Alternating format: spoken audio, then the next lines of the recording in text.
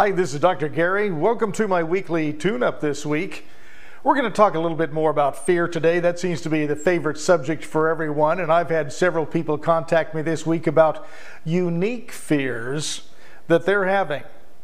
Like fears like they're not just afraid of the boogeyman, but fears that are causing them to stop doing something that they want to do that's kind of normal everyday things, but they've got this thing that just stops them from wanting to do it.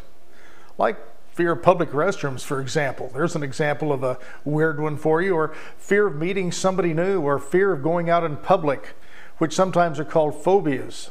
Agoraphobia, for example. What is a fear and what is a phobia? What's the difference? Well, a phobia is something that really has no common sense to it. There's really no founded reason that you're afraid of that. You never had an experience that would cause you to be afraid of something. And then there's experiential fear, which is when you've actually had fear that happened in that circumstance and have developed a strategy to eliminate it from your life. In fact, that's all fear really is just a well-learned path, a well-learned behavior. A lot of people think there's something wrong with them. They go to psychotherapists, they go to doctors wanting to know what's wrong with them, and there's really nothing wrong with you. What's happened is your ability to think has helped you strategize a way to keep you from what you perceived was a bad experience. Here's an example. You can have a bad experience on a boat. You've loved boating, and all of a sudden something happens on a boat. Maybe somebody hurts your feelings, and immediately there's a wave that hits right when you're at the high point of that fear or that anger or that resentment, or somebody hurt your feelings. And all of a sudden, the brain attaches that wave and being on a boat with that experience. So now that ties to the next time you want to go boating. You have this feeling come over you that makes you think, well, I'm not sure I want to go boating. And you're really not able to tie it to that experience exactly. Just know, I didn't like that boat that time. It can happen in restrooms. It can happen in movie theaters, going on a date with someone in a specific restaurant. All these things are strategies that our brain comes up with to help protect us from putting us in a bad situation again. Phobias are the same thing. So what do we do about it?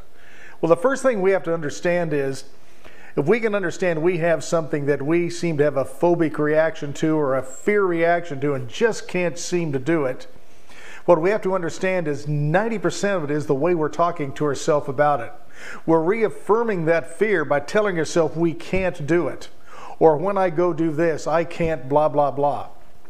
What that does is, remember, what I've always said is when you say it, when it comes out of your mouth and back into your ears, your mind believes it and it starts affirming it and making it true.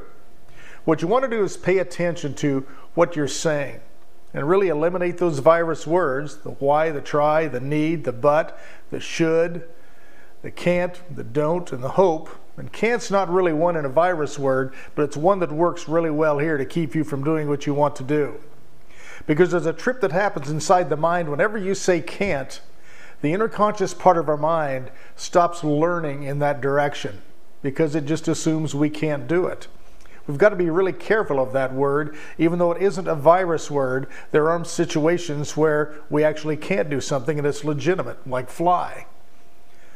But when we say we can't go do something we really want to do, the brain hears that, especially if there's been a high emotional reaction set around that environment, and it's going to deepen that process. What you want to learn to do is change your language. You want to say, you know what, I'm going to decide right now that just isn't that big a deal to me, and that starts taking the pressure off of it to start with.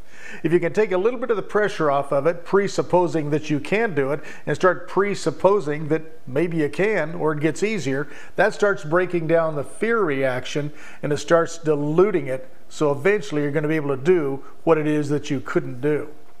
And if you can also understand that it is nothing more than a learned behavior, it's not that you're psychotic or there's something wrong with you.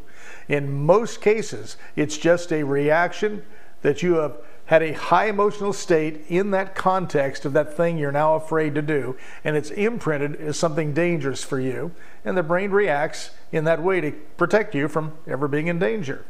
Yet it really wasn't dangerous. So let's work on the way we talk about our fears. Let's really start cleaning that up and say, you know what? Sometimes it is difficult. However, every day I'm able to do it a little bit easier every time.